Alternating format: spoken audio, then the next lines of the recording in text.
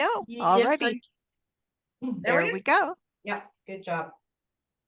So I would like to begin by welcoming you all to today's session. And I would like to start by acknowledging the Indigenous people of all the lands that we are on today. While we are meeting today on a virtual platform, I would like to take a moment to acknowledge the importance of the land which we each call home. Please join me in a moment of reflection to acknowledge the harms and mistakes of the past and to consider how we can each in our own way move forward in a spirit of reconciliation and collaboration. All right. And now it is my great pleasure to introduce our two presenters today. The first is Shannon Hill. Shannon has her CVA designation, and she's an active member of the leadership team and has enjoyed over 17 years as leading the volunteer services program at the Aphasia Institute of Toronto. Shannon is a long-standing member of PAVRO and has held executive roles with TAVA. So welcome, Shannon. And now, next, Vasic. Aleksandra. Aleksandra has her CVA designation, and she is the executive director of Hands Up Toronto, which is a grassroots charitable organization. Prior to that, she was the director of volunteerism at Volunteer Success, and she is the past president of PAVRO and a past president of the TAVA. So welcome to Shannon and Alex, and take it away. Oh, there we go. Now I'm on audio. Okay, thank you, everybody. I'm just gonna try to whip through my slides sort of quickly, so that way, because I think the real kind of wealth of information is going to come from Shannon's part of the presentation. So this is what we developed for last year's PAVRO conference. And I think Shannon will have some nice updates for you guys. So what we're going to cover today is why should you be specifically interested in recruiting older adults? What are the benefits of volunteering to the older adults themselves, to organizations, and to society in general? Some of the barriers to volunteering for older adults, and planning and general recruitment strategies for older adults. Then we'll jump into the intro to the Aphasia Institute and some of the recruitment related survey questions and responses from her 65 plus age group, and some takeaways from the survey, strategies moving forward, and what some updates since she ran last year. A little bit about your local active living centers, and I know. oh, can we guess? Yeah. Can we ask everyone to mute, please? And Deb, maybe if you keep your participant list up, you can like quickly mute. Yeah, I will. Just going to close the chat. Yeah, no problem. I had peer sharing, but it'll probably be more like questions. So let's start with some definitions. So what's an older adult? So this is all based on the concept of age-friendly developed by the World Health Organization. So an age-friendly community is set up to help older adults live safely and enjoy good health and stay involved. So basically, age-friendly refers to the policies, services, and structures. Oh, hang on, one more. So, and when I say older adult, we're going to be talking about people who are 55 and over. Okay. I have, since I started doing this research in my prior job, I have tried to strip the word senior from my vocabulary. Although you'll still find, because generally senior, it's not an age-friendly term, but you will see some of the resources still refer to it. So basically, it refers to the policies, services, and structures related to the physical and social environment that are designed to help older adults age actively. So why do we want to engage older adults as volunteers? Well, there's benefits to the older adults themselves, to your organization, and to the wider community and society in general. It's a win-win-win. So let's start with like benefits to older adults. So volunteering is really a great aging in place strategy because it really does promote social, physical, and mental health. So there's all kinds of research out there that demonstrates that volunteering is associated with lower mortality risk and greater longevity, reduced dementia risk, low psychosocial well-being, and greater life satisfaction, and fewer depressive symptoms. Now, I actually have linked to a previous presentation that I did when I was still at Volunteer Success, all about the benefits to volunteers for volunteering. Basically, in a nutshell, as soon as you retire, you're kind of like actually increasing your risk, all kinds of like dementia, cognitive decline, basically. So volunteering, so that's kind of the big takeaway there. So how does it benefit organizations? So this is from the Canadian Knowledge Hub for Giving and Volunteering. This is based on the 2018 census because I don't think we've got anything more recent, unfortunately, but I wouldn't be surprised if the numbers were still fairly similar. We look at volunteer rates and average hours. So the red is the rate, the blue is the average number of hours. As people get older, they're not necessarily like there's more young people volunteering, right? But what happens is as people get older, they give more hours, and so it really kind of shows how terrible the pandemic was, right? Because when they dropped out, what you lost when older adults dropped out of their volunteer roles is it was a huge gap because of the number of hours they gave. There's another aspect too, which is that as people age, they also tend to give more. And we do know that actually there's a really big correlation between volunteering and giving. So the more people volunteer, the more they tend to support their organization financially. And I just saw some recent information go on my desk, which is that actually rates of individual giving, which have been kind of dropping, suddenly in 2023, they've actually taken an uptick, and it's mostly from these older adults, right? So they're actually giving now at higher rates. So yet another reason to invest in engaging these volunteers. Take that back to your I'll send you actually the link to that article afterwards, but it's just another thing to take back to your leadership. Okay, next slide. So how does it benefit organizations? So there was some research done just a few years ago in 2021 by MAVA, and they did research of all of their members. Oh, somebody's calling me, so I'm just gonna take it. Data suggests that one reason to prioritize senior volunteers, again, the word senior, but so we'll ignore that, is the relative ease of recruiting and deploying them.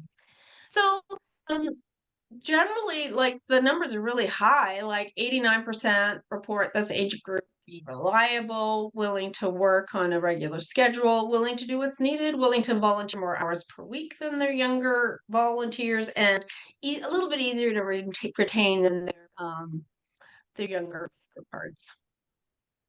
So now when we kind of step back and look at kind of bigger picture, I mean, this is really interesting. On the left, well, this is our demographic age and sex distribution of the population in 1991. It looks like a Christmas tree. So 50 years later, our graph looks more like a house. So, and imagine this distribution in about 25 years from now. In fact, in early 2030, Canada will join the ranks of the super-aged countries such as Japan and Germany, where roughly 1 in 5 people are over 65. In 25 years, as many as 2.5 million Canadians will be over 85, more than double the number in the 2021 census.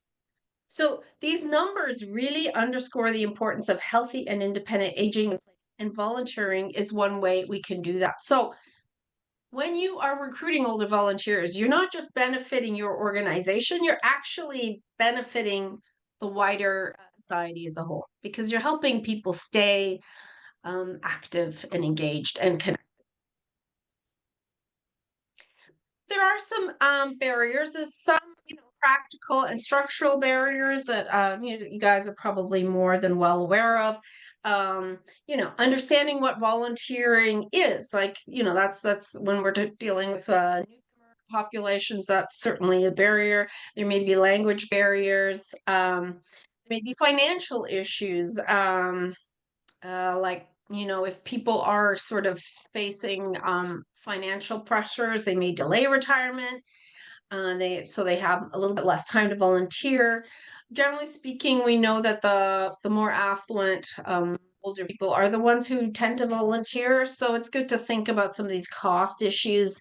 Issues around transit, use of own car, police records checks, if you need the vulnerable sector screening, unif- uniforms. Um, there may be transportation barriers if people aren't driving anymore. Um, there's all kinds of accessibility issues, physical and digital barriers, that older adults may encounter, especially with as people age. They tend to have more vision problems. And then, getting information about volunteering opportunities can be really difficult to find, especially with the loss of like community newspapers, loss of like community volunteer centers. And then sometimes it's like these inflexible roles. So, maybe the shifts are too long, or, there's no vacation time, whatever. Um, then, these can move into kind of personal perceived barriers. People might be having more health challenges as they get older. Caregiver responsibilities can take priority if you're looking after your spouse or your parent or your some folks might actually, like, right when they retire, they don't want any kind of commitment. They kind of go the opposite way, right? Um, and then, and that can kind of contribute to that lack of confidence, right? Especially if they have had prior experience volunteering. Um, there's this concept I came across. It's called volunteer inertia. So if you're volunteering before retirement, you're more likely to volunteer after retirement, but you haven't really been volunteering before retirement, there's better chance you're not going to get involved in it. And then, just like this idea of like not feeling welcomed, a lack of sense of belonging. So we really got to figure that. That's really our job to figure out.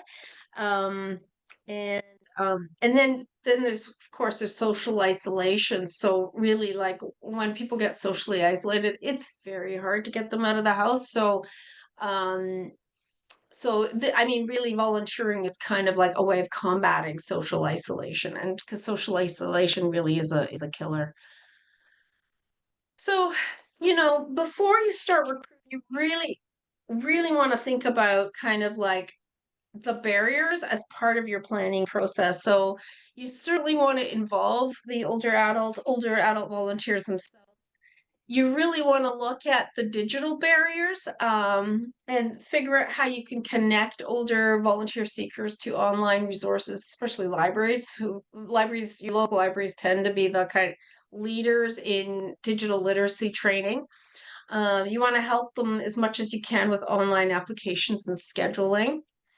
Look about budgeting for reasonable expenses incurred by volunteers to just try to overcome some of those cost barriers. Review your physical and your digital space. Like, that's super important. Make sure like I've got a little a checklist online for how to like review your website for accessibility. But the high contrast is really important. Can you offer transit fare for low facilitate carpooling? Um, can you build in, like, if you do need transit passes, can you build that into your budgeting for whatever programs are offering? and look at kind of like the role design and risk management and try to figure out how you can plan for flexibility and really evaluate if all your volunteers really need the volunteer sector screening, because we know that's a barrier too. So just some general recruitment strategies for people who are over 55, you want to use as many marketing channels as possible, including print.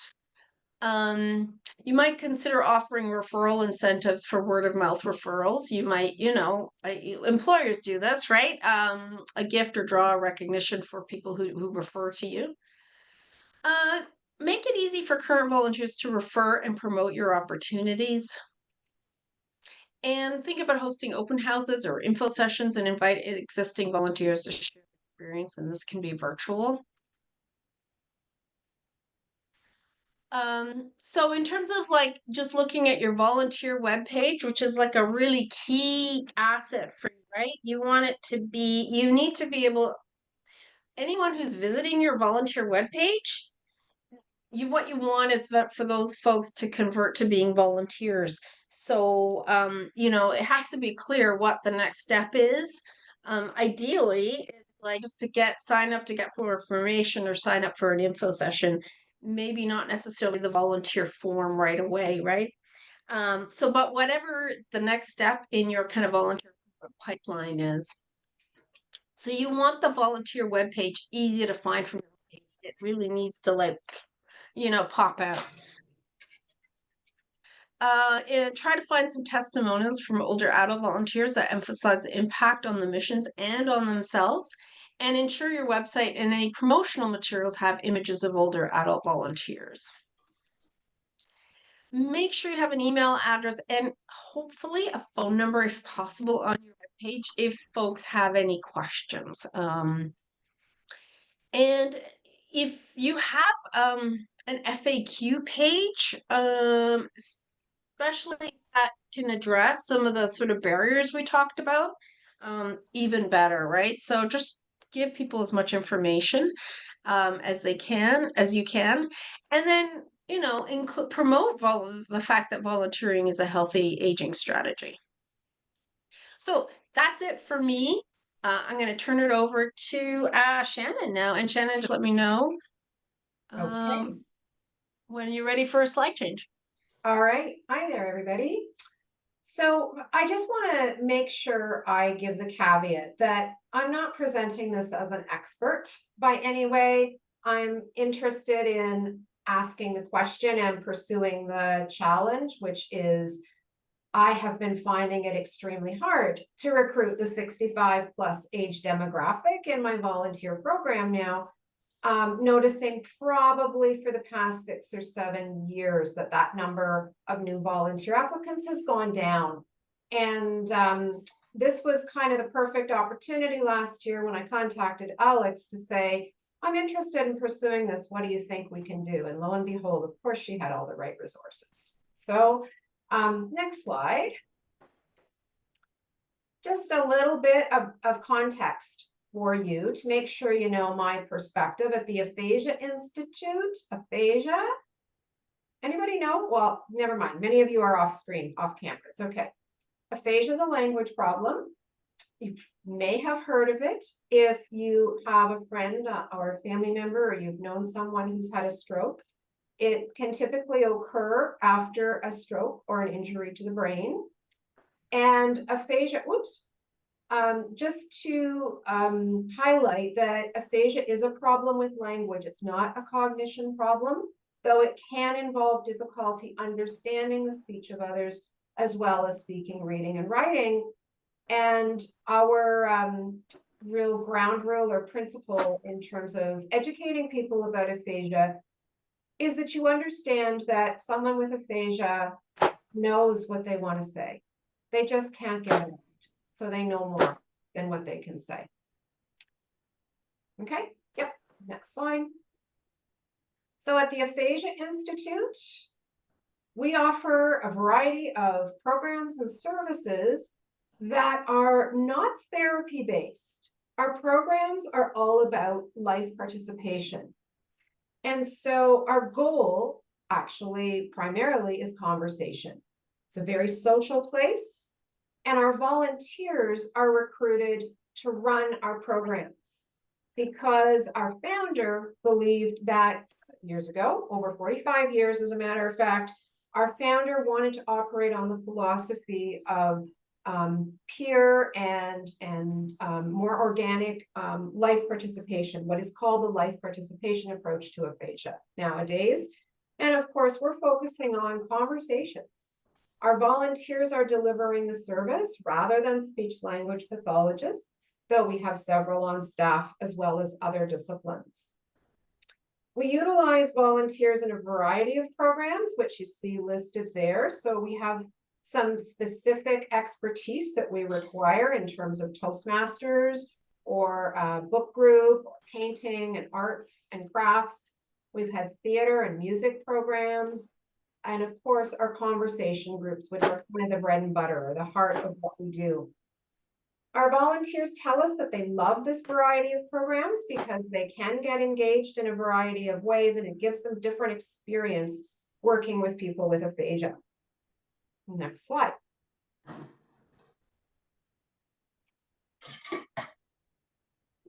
Great. So this is what our program typically looks like. So we're engaging. Typically, our roster is 95 to 100 volunteers. And we are offering programming both on site and online. And actually, we have a hybrid program now, which is a development since last year.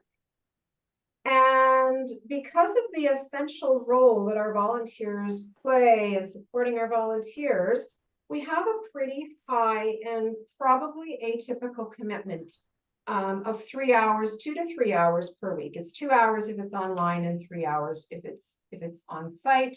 But consistent weekly commitment is important for group sustainability and continuity. And I realize that might be akin to perhaps hospice volunteering or hospital volunteering. But it is also a one-year commitment that we offer. And that's in large part also because of the training we provide.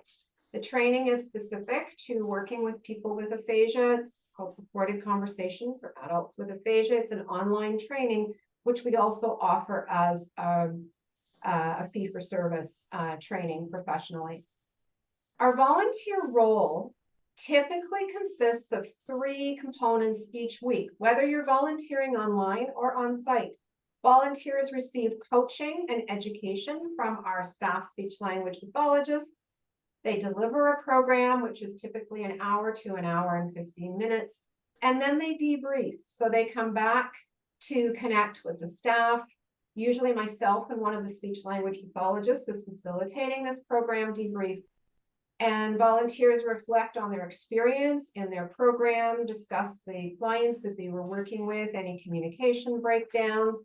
Sometimes they problem solve with each other around communication breakdowns. And of course, in this way, our volunteers are an extension of our staff team because they're also informing us about our clients, and we're in turn informing them so that they are equipped with proper knowledge to continue in their role. So our challenge, next slide. Our challenge really is, if we look at the demographics, this is now getting into some results from my survey last year. We've got 3 age ranges there on the left-hand side. So about half of our volunteers are indeed students. That is individuals probably in the age range of 18 to 26 who are super keen, super smart. And often, I will tell you also, they do stay with us a minimum of 1.5 to 2 years. So we're very fortunate to get a nice sustained commitment from our younger demographic. Typically, they're pursuing a professional background or career in either a health science, such as PT, OP, and or, of course, speech language pathology, which a majority of them are pursuing master's programs. Now, you can see that we've got a nice breakdown to about half of our volunteers. The other half are that combination of career transition, maybe working part-time, working age to retirement, age demographic. And so we actually, looks like we have a nice healthy age demographic spread. But the challenge for me is that 65 plus age demographic is the lowest number. It's harder. I recruit the fewest number of those individuals in the year. And they are the individual that sustains our program because, as Alex has already mentioned, they offer a lengthier, more consistent commitment. They typically do want consistency, and they typically stay with us longer. They also can offer some levels of sophistication and experience that are really significantly important, considering the complexities of loss and grief and disability that we're encountering in our program. Next slide. So this survey was conducted last year at this very same time, throughout the month of April. And I'm just preparing to do it again this year with a few revisions. We asked, as our typical annual volunteer survey is, I decided to do some customization with last year's survey. So we asked 19 questions overall, and we took, you can see there, we had a great response rate out of 104 volunteers, 60 responses. And our results were filtered for some specific questions around recruitment. We customized and filtered our response collection based on those age demographics there. So just highlighting that there were 24 individuals age 65 and over in my responses. Okay, and I guess I noted that 4 people skipped the question.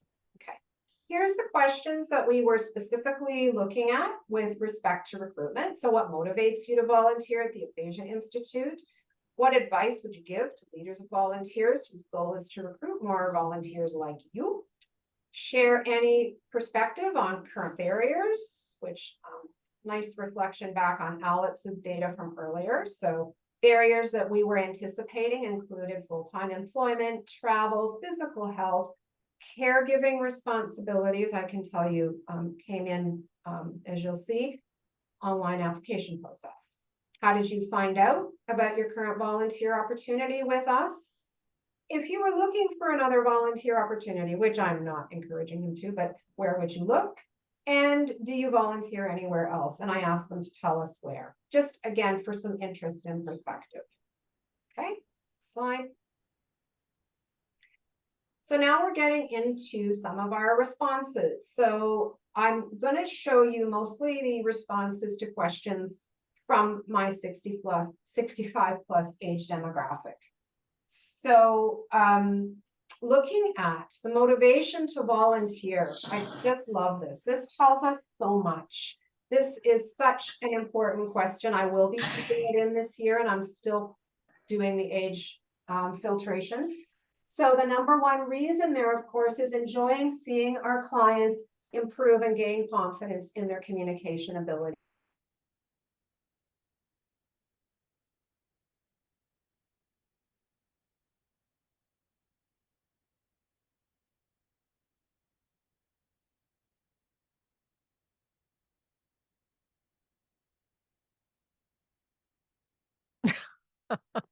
That was me, sorry. I could hear something in the background. Can you all hear now? No. Hold on. I might be am I hung? Hold on. Says. Yeah. Oh, I'm okay. I think we can all hear now. Can we hear you, Shannon? Yeah, I just unmuted myself again. Okay. I hope I wasn't Sorry, I could hear something in the background and unwittingly did everyone. Okay, perfect, thanks. So I was just saying, I think that's great information from many perspectives, including how to market your program and really talk about your program experience. And I'll say a bit more about that. The sense of community. So up at the top, that long bar, second place bar, comes in at the same time as feeling the ability to contribute to or give back to the community.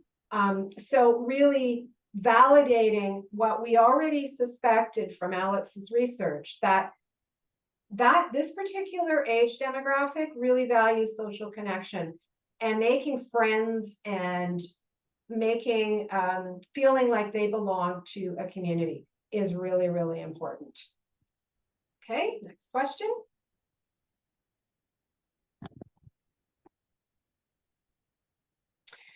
In terms of some advice that our volunteers would say, in terms of sharing where to look, what advice to give for volunteer managers. So I think I love all of this, and I love any opportunity for my volunteers to give me their experience and perspective.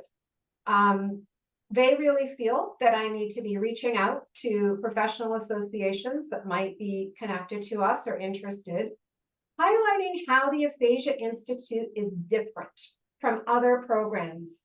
And I think this is important for all of us. How is our volunteer experience really unique, and how does it stand out? So we already know that this particular age demographic is probably looking for something very specific. They're probably looking for a role that is going to allow some flexibility, that's going to give some specific opportunities. I'm not going to say what they could be, because they could be anything based on their experience, but what makes your program really stand out, I think, is really important. And of course, different sources, including libraries, local active living centers, and places of worship. So these were top areas where my volunteers recommended we should be looking. Next slide.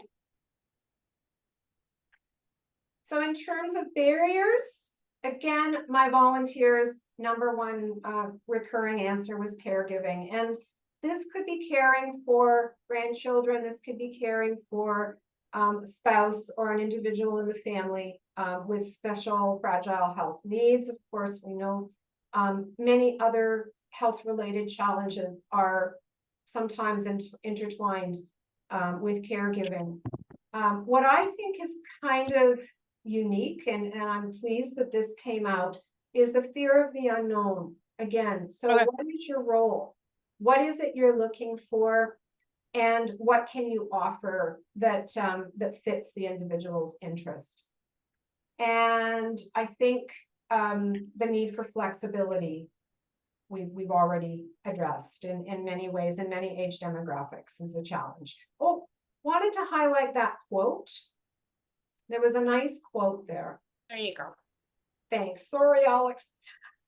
This is directly copied from a particular volunteer, that sometimes I think consistency is a bit misleading, and consistency of the commitment in particular. So this volunteer is speaking to how it's important that we say what we need. You want to do it over here? Somebody's...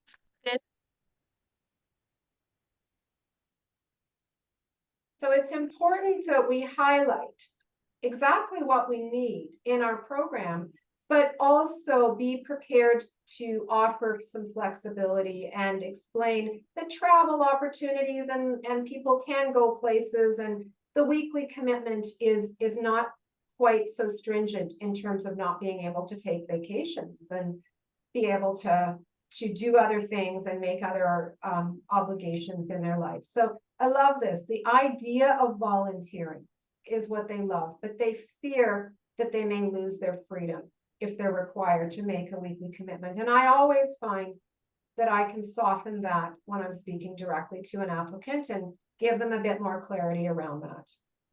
Okay. This is, if I can just jump in, Shannon, this is what I was talking about with like something on your website. Like if you really need that commitment once a week for whatever, a year, that you first of all up front let them know that, one, why this is so important for your program. Like talk about the how much it benefits clients that you have volunteers who can do that, and at the same time let them know right up front how much flexibility you can give them.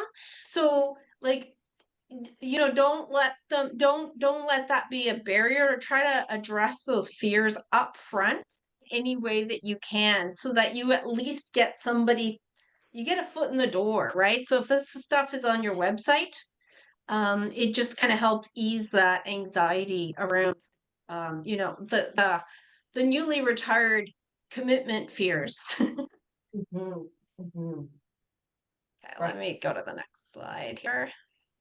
Okay, so also really important question for us to keep in mind, and I'm sure you may ask this question on your own surveys, but how did you find out about our opportunity with us? And it's good to keep asking people because it might change over the years, right? So interestingly enough, though, from my program, actually in all age demographics, word of mouth is the #1 way. Even among my students, it's #1. Unfortunately, and this is probably true in many organizations, someone is familiar with the cause or familiar with a particular disability. So there's a connection somehow to aphasia. And my website, of course, is people come across it for various reasons. And so Google search, I think I have a slide next on places to look for volunteer opportunities. Okay, I'll move on to the next slide.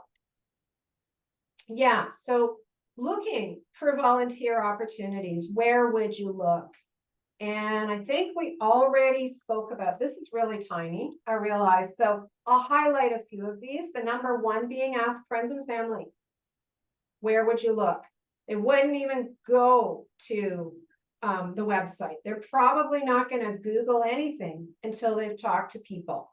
And look at that, our libraries. We love our libraries. So also coming in at #2 there, looking at the Toronto Public Library for me, maybe through posters, through adverts in community, in library bulletins, etc.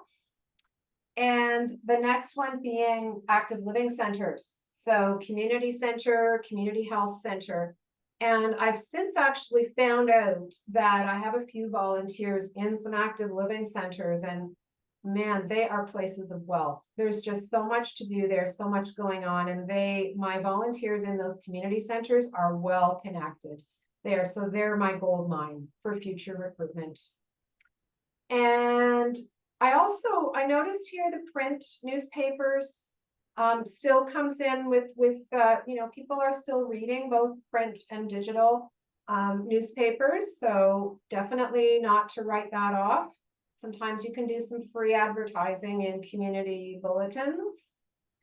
And of course the Google search. So of course, in my particular case, if somebody is talking to somebody and they say, I volunteer at the Aphasia Institute, well, of course, they're probably going to Google aphasia, right? Because they haven't heard of it. So if they're a curious minded person, that's how they're going to find their way to me. And that's what I want. I'm kind of lucky in a way that we stand out in a conversation like that. So again, just some sources and some areas of interest. And I think that also validating our understanding of the need for trusting our friends and family, knowing who you know and what their interests are, and asking them like-minded people.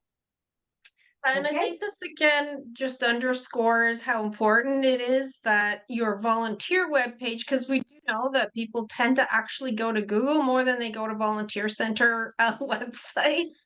So I think it's really, really important that if they're going to do a Google search, that, once they do find your website, that it's really easy to find the volunteer webpage and that it answers a whole bunch of questions for them.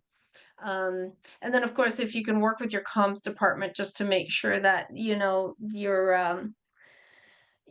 search engine optimization is for your website is, if they're on top of that. Oopsies. Okay.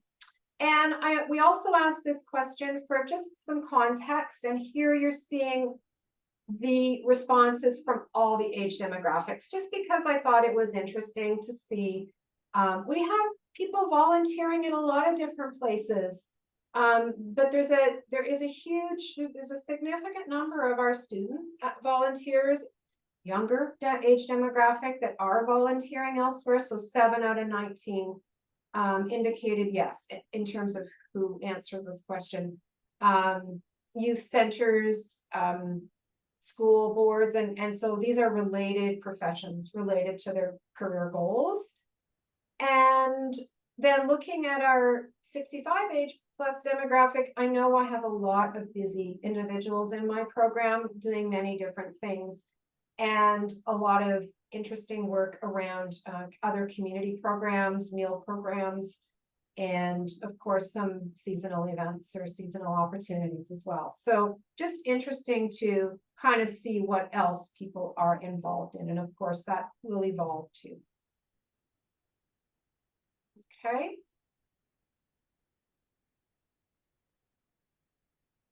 So some big takeaways again. So using my current existing cohort of volunteers is really important to basically create the foundation for the next evolution of that age demographic. It's succession planning in a way.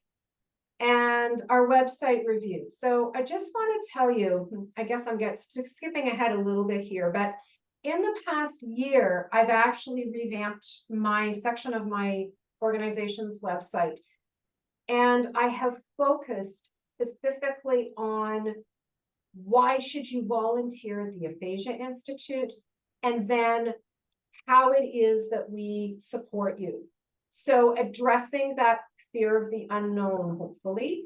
And I did it with a combination of a video with some current volunteers speaking, as well as some very, very basic bullet points about what we do to train and support our volunteers. And with each area, there's also a message about, speak to the volunteer manager if you have questions about these. And there's ways that they can connect with me. So we've actually been really fortunate to do a big web review there. So have a look if you care to. And any feedback would be welcome. My volunteers also are vested because they care about our program. So they want to have the conversation with me. They want to see the succession of our program and proper services being offered to our clients. So they really have a vested interest in working on my behalf. Maybe we'll just skip ahead, or not skip, but go to the next slide. Because in terms of, I didn't realize these would come up individually. Yeah, great. So I've actually had several volunteers take away some materials to local libraries. That was really hard during COVID, obviously. So we're kind of taking this as, let's try and get some new information out in hard copy to local libraries. I'm not finished yet, but again, I had some of my volunteers who go to their local libraries, speak to people they know, and get permission to get stuff posted. And I know it's not consistent across the city, and it probably isn't consistent in every town across the province. But we do have, if you know somebody who is in the community you want, ask them. And using, I've already mentioned the refresh of our website. Using this particular portion of my presentation, I actually shared it with my volunteers last summer. And we started a dialogue about problem solving around this particular question. So they had many more suggestions, and actually a few volunteers continue to bring me in newspaper articles about other places to recruit and or interviews that they might be able to get in local newspapers, etc. So I think it's really cool that they're kind of pushing me on, and I need that. I don't know about you, but sometimes it's hard feeling like you have to do it all on your own, and you don't have to do it all on your own as a coordinator of volunteers. Your volunteers are the experts in and of themselves. I can also tell you I've recruited 4 since last fall, 4 65 plus, which I feel is a windfall. Okay. And I think that's most of my takeaways that I've been describing to you. Next few slides are inviting us to look at some resources, think about what resources we might have access to, some of which we've already mentioned. Shannon, there's also a couple of comments in the chat. Yay. So let me go back a bit. Maybe I'll just like wrap up the slides here, and Okay, then wonderful. yeah. Wonderful. So Okay. these are just you will be getting these links. I check them to make sure that everything's still good. So definitely check out the Older Adult Centres Association of Ontario. They have a membership directory to find some of these active living centers. Now, some of them, keep in mind that some of them are all volunteers, so they may not necessarily want you to promote other volunteer opportunities, but you know what? Check out to see what's there. You might be able to place a poster or a flyer on site, and something free fairs, like free for exhibitors. And this has an event page, so you can actually go to that. Like when they host those events, you can go there and see if they offer a fair, and then you go and set up a table. Um, so yeah, and then so a lot of them have like activity calendars as well. So you might have an opportunity to actually place an ad. So again, it might require a little bit of a budget, a marketing budget, but it won't be huge, right?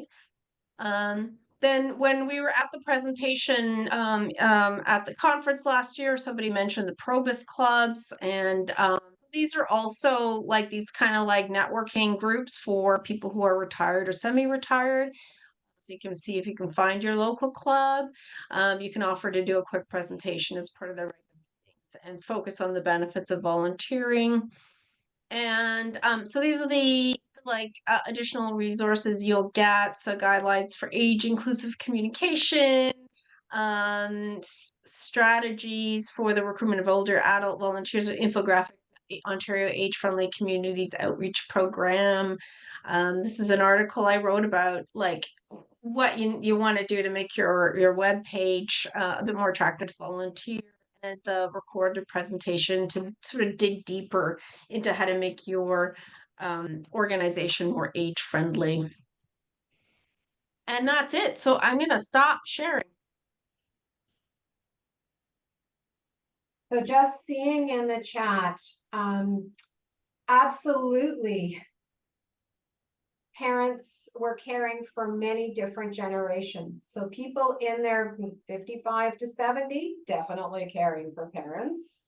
And even people older than 75, 80 may be caring for older parents as well. So we are living longer.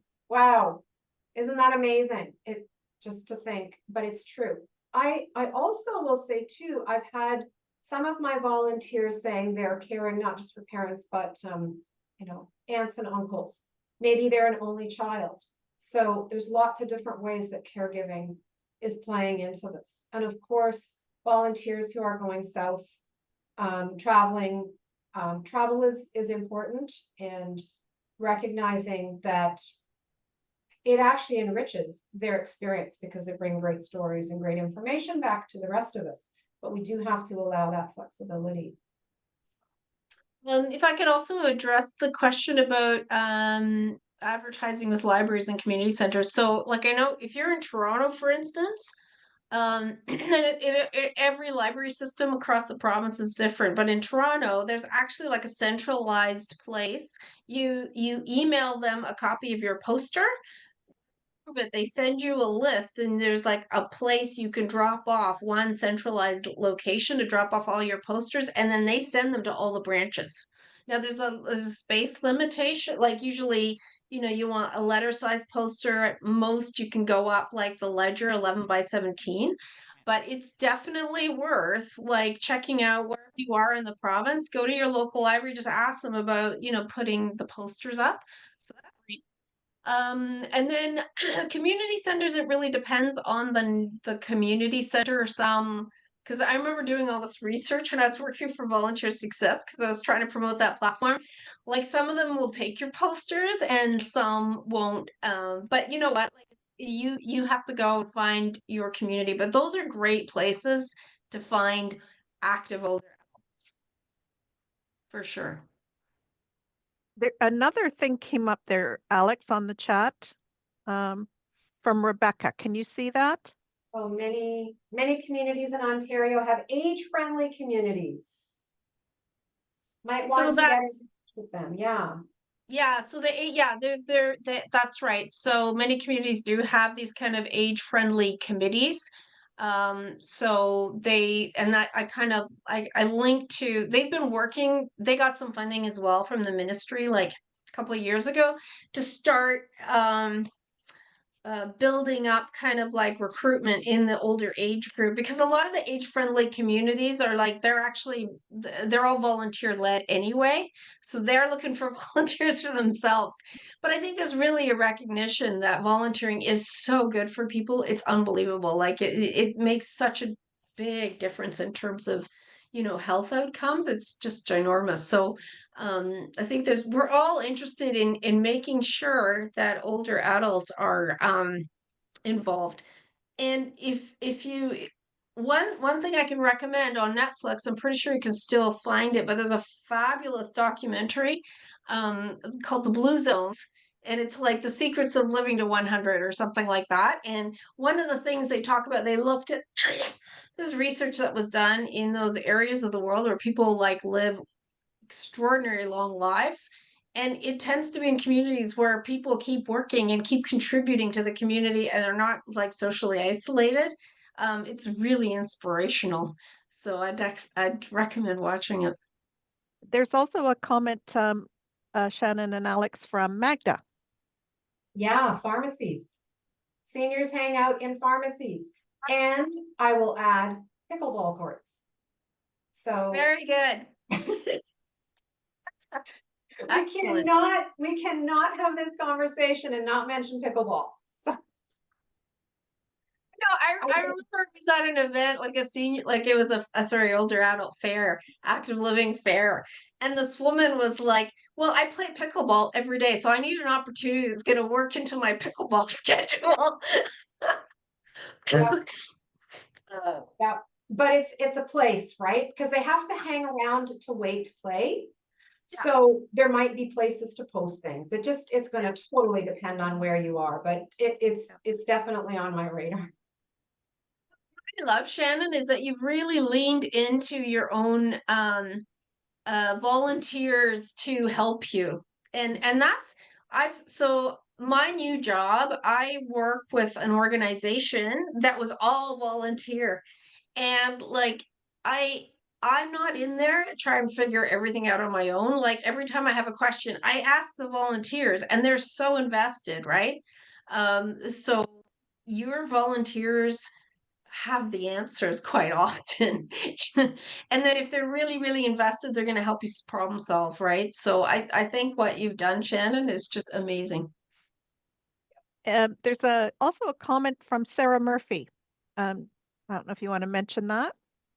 Yeah, I think that is I linked to that actually. Thank you, Sarah. I actually linked to that in my slides. That the very same link that you've put in there. Seniors active living centers. Yeah. So, yeah. So we have to find, I think somebody said if we can find the director of programming or director of communications or some way of finding a person that is going to be receptive to receiving the information. Yeah. And like I said, if it's like all volunteer, and because that's what I noticed in some of the smaller, more rural communities, they tend to be all volunteer run, and they really need the volunteers for themselves. So it really depends. Yes, you can use LinkedIn. Absolutely. I mean, you can still use all those same recruitment strategies you use for any other, like your volunteer center, your charity village, your LinkedIn, all that stuff. But I think it's really important for the older age demographic that we are using, not just relying on the digital channels, but we're also thinking about the print channels as well. Can I just, if anybody can, show of hands, even are other people experiencing this issue? I'm assuming that's why you're all here.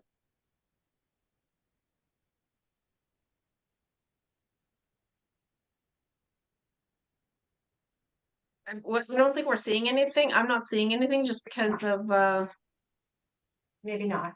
Yeah, because you're only gonna show up on the page if you've got your camera on. Yeah, yeah, in the yeah. chat. Yeah. Anyway, I suspect this is a trending issue, which is why you're here. And I'm glad that we've started the conversation because I think it's a really important one to have and to keep refreshing.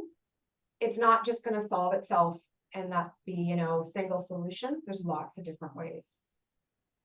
Says in terms of flexibility to offer volunteers, we have found that we have to work around the older volunteers who leave for 3 months or so to go down south for winter. Absolutely. The other thing I wanted to say, that I found in working with the volunteers, like, because we are all volunteers, so I have a number of operational volunteers who kind of run our programs, and this is a model that they've actually come up with is everything is job shared. So you don't have just one person, maybe you've got two or three people, like it's a small team managing a role. So they kind of spell each other off. Now, it really doesn't, like, it really depends on the role, but and we're kind of fully virtual, so it works. But it really helps with the kind of like feeling like it's, it's not just the burden is all rests on one person. So, if you've got folks who are gone for 3 months, can you like pair them up with someone who's not who sticks around for the winter, right? And try to use job sharing as much as possible. Well, I hate to tie everything together now, but it is 12:59, and obviously this has been a very popular conversation. Another note from the notes are still coming in. Blogs are a great way, showcase opportunities. But anyway, I encourage you, if you've got more questions or concerns or comments, to get in touch with Alex and Shannon. Alex and Shannon, thank you so much for taking the time to join us today. Really appreciate it. I see hands clapping. I know people really appreciated the comments you had to make. Just on a Pavro note, I am looking for speakers for the fall. If you have something you would like to present to your fellow colleagues, volunteer management colleagues, please get in touch with me because we would love to have you. And so I'm Deb Watch, and I will put my email here in the chat. And you can find me on the Pavro website. Please get in touch with me if you have a topic you'd like to present or you know of somebody who would like to present. Shannon and Alex. What's happening with the Burlington one-day conference? Is that on? It is on, but I think they're searching for speakers right now. Okay. All righty. You can find out information about that on our website too. Yes, I will send out the PowerPoint presentations. Actually, that comes from Joanne. So thank you everyone for joining us and have a great day.